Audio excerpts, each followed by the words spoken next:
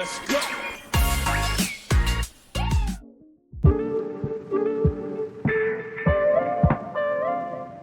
Bonjour, je m'appelle Thibaut Soulès, je travaille à la Cité de l'Agriculture en tant que chargé d'animation et de fédération du réseau d'agriculture urbaine et chargé de formation. Mais là, je vais surtout vous parler de mes missions de fédération de réseau.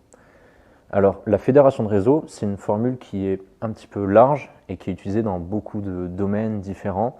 Nous, très concrètement, on va l'entendre comme de la mise en lien, de la mise en réseau, de créer des connexions entre différentes personnes, différentes structures, afin de créer des dynamiques de coopération.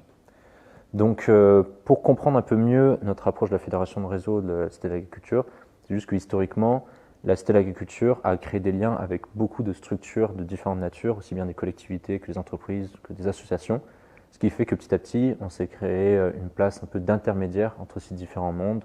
On fait circuler les informations, on va aussi faire un peu comme de la traduction entre des langages de différents mondes, de différentes cultures, pour toujours la même chose, créer des coopérations. Avant de voir plus dans le détail les actions qu'on met en place en termes de coopération, je fais une toute petite parenthèse.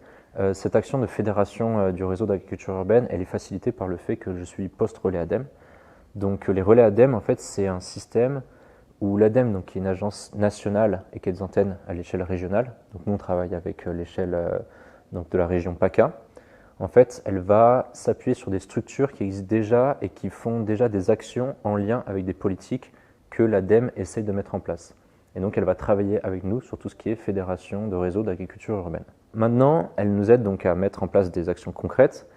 Premièrement, on va mettre en place des actions pour les projets d'agriculture urbaine qui sont déjà installés, qui sont déjà lancés. En fait, sur le territoire, on a la chance d'avoir beaucoup d'initiatives déjà de ce genre. Et nous, on va essayer en fait de créer du lien entre elles. Donc d'abord en faisant circuler l'information, en créant vraiment des liens entre des structures qui n'ont pas forcément tout le temps l'habitude de se croiser, de travailler ensemble. On va aussi essayer de créer des temps conviviaux, des temps de travail en fait, entre elles pour toujours la même chose, en fait, faire en sorte qu'elles se rencontrent, qu'elles puissent travailler ensemble. Et aussi, on va essayer d'aller plus loin que juste de l'interconnaissance et l'information. Par exemple, là actuellement, on travaille sur de la mise en commun de matériel ou de logistique agricole pour vraiment qu'il y ait une plus-value au niveau du réseau pour les différentes structures du réseau. Et aussi, on va parfois essayer de créer des dynamiques autour d'un projet commun. Là, je parlais de la mise en commun de matériel, mais actuellement aussi, on a lancé ce qu'on appelle l'entraide pédagogique. C'est un bel exemple de coopération et de l'utilité d'avoir un intermédiaire en fait, pour ça, parce que nous, on a identifié un financement qui permettait de financer donc, des projets qui développent des ateliers pédagogiques dans les fermes urbaines. Et en fait, il y a plusieurs fermes urbaines pédagogiques à Marseille. Et donc, on a créé ce projet collectif où on fait en sorte que les différentes fermes travaillent ensemble sur la création d'ateliers pédagogiques adaptés à des fermes urbaines. Donc, c'est un bel exemple de coopération dans le sens où elles ont toutes déjà leur savoir, leurs expériences. Et nous, on les met toutes ensemble. On cherche un financement qui permet de financer ces temps collectifs. Et ensuite, il y a de la création du coup final qui va servir à améliorer leur activité pédagogique. En plus de ces coopérations entre des projets déjà installés, on a aussi lancé des dynamiques de coopération entre des structures plus larges, plus globales, qui en fait œuvrent chacune de leur côté sur l'accompagnement, le lancement de projets agricoles et alimentaires sur le territoire. Ça va être surtout des collectivités, mais aussi la Chambre d'agriculture et l'ADEAR. Très concrètement, la première coopération qu'on a lancée, c'est un partenariat avec la Chambre d'agriculture des Bouches-du-Rhône et le Conseil départemental des Bouches-du-Rhône. C'est venu en fait d'un constat, il y a 4 ans, qu'il y avait un mouvement de lancement de l'agriculture urbaine depuis maintenant quelques années et qu'on voulait toutes et tous mieux le comprendre. Et donc en fait, tous ensemble, on a décidé de mettre en commun les informations qu'on avait à travers les porteurs, porteuses de projets d'agriculture urbaine qu'on rencontrait.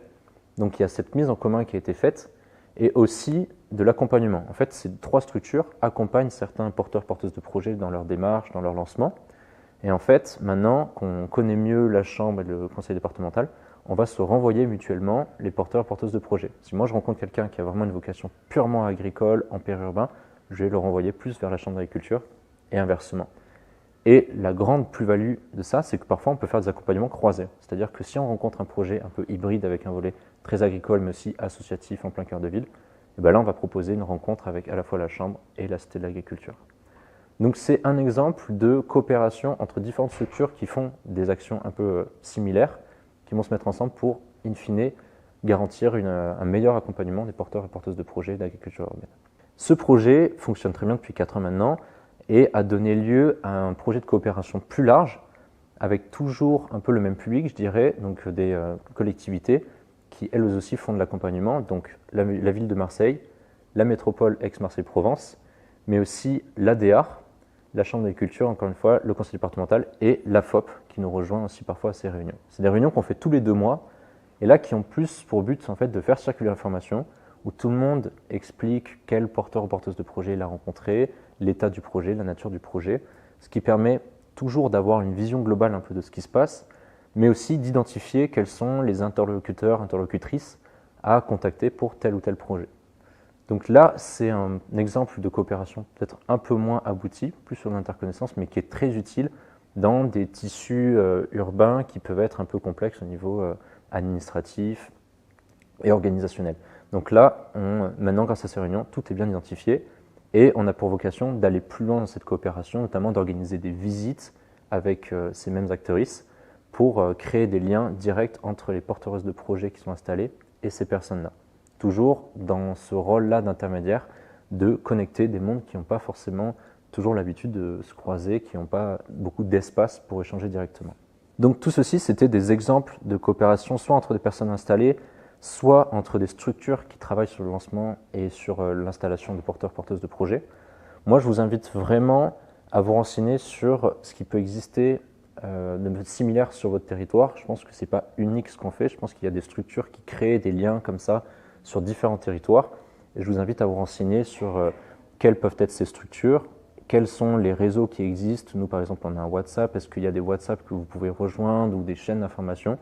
Je pense vraiment que ça existe sur d'autres territoires et c'est vraiment des espaces qui ont des grandes plus-values pour les projets d'agriculture urbaine.